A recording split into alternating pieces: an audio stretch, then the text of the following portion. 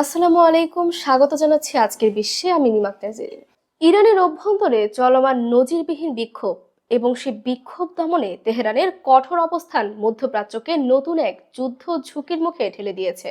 New York টাইমসের প্রতিবেদনে বলা হয়েছে, যুক্তরাষ্ট্রের প্রেসিডেন্ট ডোনাল্ড ট্রাম্প ইরানে সামরিক হামলার বিষয়টি এখন সিরিয়াসলি বিবেচনা করছেন।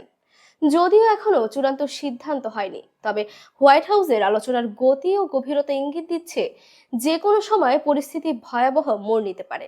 প্রতিবেদন অনুযায়ী ট্রাম্পকে ইতোমধ্যে ইরানের সম্ভাব্য হামলার বিভিন্ন পরিকল্পনা সম্পর্কে ব্রিফ করেছেন মার্কিন সামরিক ও নিরাপত্তা কর্মকর্তারা। এসব পরিকল্পনার মধ্যে রয়েছে সীমিত লক্ষ্যভিত্তিক হামলা থেকে শুরু করে ব্যাপক বিমান অভিযানের রূপরেখা। সবচেয়ে উদ্বেগজনক বিষয় হলো, কিছু পরিকল্পনায় বেসামরিক স্থাপনা ক্ষতিগ্রস্ত হওয়ার ঝুঁকিও বিবেচনা রাখা হয়েছে। অর্থাৎ হামলা হলে তা কেবল সামরিক অবকাঠামোতে সীমাবদ্ধ নাও থাকতে পারে। এই প্রেক্ষাপটে ইরানের অভ্যন্তরীণ পরিস্থিতি ট্রাম্প প্রশাসনের সিদ্ধান্তকে আরও জটিল করে তুলেছে। গত কয়েকদিনে দেশটির বিভিন্ন শহরে সরকার বিরোধী বিক্ষোভ তীব্র আকার ধারণ করেছে। নিরাপত্তা বাহিনীর গুলিতে হতাহত মানুষের সংখ্যা দ্রুত বাড়ছে। বিবিসির তথ্য অনুযায়ী হাসপাতালগুলোর নিহত ও আহতদের চাপে ক্রাইসিস মুড চলে গেছে। তরুণদের মাথা ও বুকে সরাসরি গুলি করার অভিযোগে আন্তর্জাতিক মহলে তীব্র প্রতিক্রিয়া সৃষ্টি করেছে। মানবাধিকার লঙ্ঘনের এই অভিযোগই মূলত ওয়াশিংটনের অবস্থানকে আরো কঠোর করেছে। তবে প্রশ্ন হলো, যুক্তরাষ্ট্র কি কেবল মানবাধিকার ইস্যুতে সামরিক পদক্ষেপ নেবে? বিশ্লেষকদের মতে এর পেছনে রয়েছে আরো গভীর ভূ রাজনৈতিক হিসাব। ইরান দীর্ঘদিন ধরেই যুক্তরাষ্ট্রের জন্য একটি কৌশলগত প্রতিপক্ষ। পারমাণবিক কর্মসূচি, মধ্যপ্রাচ্যে প্রভাব বিস্তার, হিজবুল্লাহ ও অন্যান্য সশস্ত্র গোষ্ঠীর প্রতি সমর্থন, সবকিছু মিলিয়ে তেহরান ওয়াশিংটনের দৃষ্টিতে একটি সমস্যাজনক শক্তি। বর্তমান অস্থিরতা যুক্তরাষ্ট্রের জন্য সেই পুরনো লক্ষ্যগুলো বাস্তবায়নের সুযোগ এনে দিতে পারে। ওয়াল স্ট্রিট জার্নালের প্রতিবেদন অনুযায়ী ট্রাম্প নির্দেশ দিলে ইরানের সেনাবাহিনীর অবকাঠামো লক্ষ্য করে বড় আকারের বিমান হামলা চালানো হতে পারে। এমন হামলা ইরানের প্রতিরক্ষা সক্ষমতাকে দুর্বল করবে, তবে একই সঙ্গে তা পুরো অঞ্চলকে যুদ্ধের দিকে ঠেলে দেওয়ার ঝুঁকিও বহন করবে। কারণ ইরান সরাসরি বা পরোক্ষভাবে প্রতিশোধ নিতে পারে। ইরাক, সিরিয়া, লেবানন কিংবা পারস্য উপসাগর জুড়ে মার্কিন স্বার্থ লক্ষ্য করে। আরেকটি গুরুত্বপূর্ণ দিক হলো আন্তর্জাতিক প্রতিক্রিয়া। ইউরোপীয় দেশগুলো ইতোমধ্যেই ইরানের সহিংসতা নিয়ে উদ্বেগ প্রকাশ করেছে, তবে তারা সরাসরি সামরিক হস্তক্ষেপের বিষয়ে সতর্ক। রাশিয়া ও চীন সম্ভবত এমন হামলার বিরোধিতা করবে যা জাতিসংঘ নিরাপত্তা পরিষদের নতুন কূটনৈতিক সংঘাত তৈরি করতে পারে। ফলে ট্রাম্পের জন্য সিদ্ধান্তটি কেবল সামরিক নয়, রাজনৈতিক ও কূটনৈতিকভাবে অত্যন্ত ঝুঁকিপূর্ণ।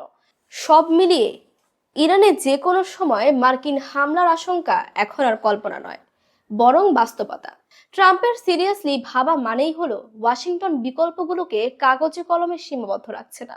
তবে হামলা হলে তার ফলাফল শুধু ইরানের জন্য নয়, পুরো মধ্যপ্রাচ্য এবং বৈশ্বিক রাজনীতির জন্য দীর্ঘমেয়াদী অস্থিরতা ডেকে আনতে পারে। এখন প্রশ্ন একটাই, শেষ পর্যন্ত যুক্তরাষ্ট্র শক্তির পথে হাঁটবে, নাকি চাপ ও কূটনীতির মাধ্যমে ইরান সংকট সামাল দেওয়ার চেষ্টা করবে? পাকিস্তানে চীনের সামরিক ঘাঁটি গড়ার সম্ভাবনা নিয়ে দক্ষিণ এশিয়ার রাজনীতিতে নতুন করে উত্তেজনা তৈরি হয়েছে। মার্কিন প্রতিরক্ষা দপ্তর পেন্টাগনের একটি সাম্প্রতিক প্রতিবেদনে দাবি করা হয়েছে, চীন পাকিস্তানের ভেতরে স্থায়ী সামরিক ঘাঁটি তৈরির দিকে এগোচ্ছে। এই তথ্য প্রকাশের পরে সবচেয়ে বেশি উদ্বিগ্ন হয়ে পড়েছে ভারত। নয়াদিল্লির আশঙ্কা, এতে এই অঞ্চলের শক্তির ভারসাম্য বড়ভাবে বদলে যেতে পারে। ওয়াশিংটন মার্কিন কংগ্রেসে পেশ করা চীনের সামরিক ও নিরাপত্তা উন্নয়ন 2025 শীর্ষক প্রতিবেদনে বলা হয়েছে, চীনের সেনাবাহিনী পিএলএ শুধু পাকিস্তানেই নয়, 2026 সালের মধ্যে ভারতের আশপাশের আরো কয়েকটি দেশে সামরিক উপস্থিতি বাড়াতে চায়। এই তালিকায় বাংলাদেশ, মায়ানমার ও শ্রীলঙ্কার নাম থাকায় ভারতের উদ্বেগ আরো বেড়েছে। ভারত মনে করছে ধীরে ধীরে তাকে চারদিক থেকে ঘিরে ফেলার পরিকল্পনায় বাস্তবায়ন করছে বেইজিং। প্রতিরক্ষা বিশ্লেষকদের মতে এই কৌশলের মূল কারণ মালাক্কা প্রণালীর উপর চীনের অতিরিক্ত নির্ভরশীলতা। চীনের বেশিরভাগ তেল ও বাণিজ্যিক জাহাজ এই পথ দিয়েই চলাচল করে। কোনো সংকট তৈরি হলে এই পথ বন্ধ হয়ে যাওয়ার আশঙ্কা রয়েছে। তাই বিকল্প সমুদ্র পথ নিরাপদ করতে চীন ভারত মহাসাগরীয় অঞ্চলে নৌ বিমান ঘাঁটি করতে চাইছে। বর্তমানে আফ্রিকার জিবুতিতে চীনের একটি স্থায়ী বিদেশি সামরিক ঘাঁটি আছে। তবে প্রেসিডেন্ট শি জিনপিং এর লক্ষ্য পাকিস্তান সহ আরও প্রায় 20টি দেশের সামরিক অবকাঠামো গড়ে তোলা। পেন্টাগনের প্রতিবেদনে আরো বলা হয়েছে, চীন পাকিস্তানকে 40টি অত্যাধুনিক J-35 পঞ্চম প্রজন্মের স্টেলথ যুদ্ধ বিমান দেওয়ার চূড়ান্ত সিদ্ধান্ত নিয়েছে। পাকিস্তানই হবে বিশ্বের প্রথম দেশ যাকে এই যুদ্ধ বিমান রপ্তানি করছে চীন। এই J-35 বিমান রাডারের চোখ এড়িয়ে আঘাত হানতে সক্ষম, যা ভারতের বিমান প্রতিরক্ষার জন্য বড় চ্যালেঞ্জ হয়ে উঠতে পারে।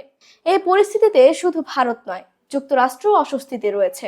ইতিহাসের দিকে তাকালে দেখা যায়, স্নায়ুযুদ্ধের সময় থেকে শুরু করে আফগানিস্তানে সন্ত্রাস বিরোধী অভিযানে পাকিস্তান ছিল যুক্তরাষ্ট্রের গুরুত্বপূর্ণ কৌশলগত সহযোগী। দীর্ঘদিন ধরে মার্কিন সামরিক ও অর্থনৈতিক সহায়তার উপর নির্ভর করেছে ইসলামাবাদ। এখন পাকিস্তান যদি পুরোপুরি চীনের দিকে ঝুঁকে পড়ে, তাহলে ওয়াশিংটনের সঙ্গে সম্পর্ক আরও জটিল হয়ে উঠতে পারে। এদিকে পাকিস্তানের অভ্যন্তরীণ অবস্থাও বিষয়টিকে কঠিন করে তুলছে। দেশটি ভয়াবহ অর্থনৈতিক সংকটে রয়েছে এবং IMF এর ঋণের ওপর অনেকটাই নির্ভরশীল। বিশ্লেষকদের মতে, পাকিস্তানের সেনাপ্রধান আসিম মুনিরের পক্ষে চীনের হাতে সরাসরি জমি বা ঘাঁটি তুলে দেওয়া সহজ হবে না, কারণ এতে পশ্চিমা দেশগুলোর সঙ্গে সম্পর্ক খারাপ হলে আন্তর্জাতিক ঋণ পাওয়ার পথ আরও সংকুচিত হতে পারে। অন্যদিকে চীন এই পুরো প্রতিবেদনের অভিযোগ অস্বীকার করেছে। বেইজিং এর দাবি, ভারত ও চীনের মধ্যে উত্তেজনা বাড়ানোর জন্যই যুক্তরাষ্ট্র ইচ্ছাকৃতভাবে এমন তথ্য ছড়াচ্ছে।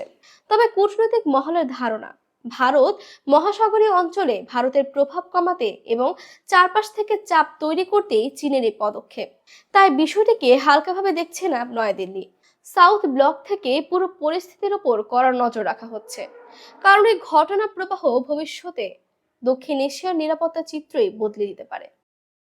মা হওয়ার পর ব্যক্তিগত ও পেশাগত জীবনে কিছুটা ভিন্ন পথে হাঁটার সিদ্ধান্ত নিয়েছেন বলিউডের জনপ্রিয় অভিনেত্রী আলিয়া ভাট। আগে যেখানে বছরে 2 থেকে 3টি সিনেমায় নিয়মিত কাজ করতেন, সেখানে এখন কাজের গতি কমানোর কথা জানিয়েছেন তিনি। টাইমস অফ ইন্ডিয়ার এক প্রতিবেদনে বলা হয়েছে, প্রায় 13 বছর ধরে বলিউডে সক্রিয় থাকা আলিয়া বর্তমানে মাত্র 2টি সিনেমার কাজ নিয়ে ব্যস্ত। চলতি বছর মুক্তি পাওয়ার কথা রয়েছে এসব ছবির। এর একটি হলো আলফা, যেখানে তার সঙ্গে অভিনয় করেছেন শর্বরী। সিনেমাটি পরিচালনা করেছেন শিব রাওয়াইল। অন্যদিকে সঞ্জয় লীলা বানসালি পরিচালিত লাভ অ্যান্ড ওয়ার ছবিতে স্বামী রণবীর কাপুরের বিপরীতে দেখা যাবে আলিয়াকে। এই ছবিতে গুরুত্বপূর্ণ চরিত্রে অভিনয় করেছেন ভিকি কৌশল।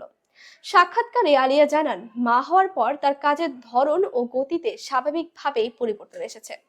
তিনি বলেন, এখন আমার কাজের গতি আগের মতো নেই, কারণ আমার একটি সন্তান আছে।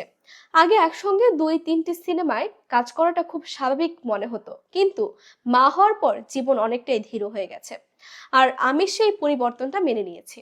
ক্যারিয়ার নিয়ে নিজের দৃষ্টিভঙ্গি স্পষ্ট করে এই অভিনেত্রী। আলিয়ার ভাষায়, আমি কখনোই ক্যারিয়ারকে মাইলফলকের তালিকা হিসেবে দেখি না। আগে যেমন গল্প আর চরিত্র বেছে নিতাম, এখনো ঠিক সেভাবেই বেছে নিই। নতুন কিছু করার চেষ্টা করি এবং নিজেকে নতুন চ্যালেঞ্জের জন্য প্রস্তুত রাখি। সন্তান জন্মের পর অ্যাকশন দৃশ্যে অভিনয় করাকে নিজের জন্য একটি বড় শেখার অভিজ্ঞতা বলে উল্লেখ করেন আলিয়া। এ কারণেই আলফা সিনেমাটি তার কাছে বিশেষ বলে জানান তিনি। অভিনেত্রীর কথায়, এই ছবির কাজ করতে গিয়ে বুঝেছি আমার শরীর এই ধরনের দৃশ্যের জন্য কতটা প্রস্তুত।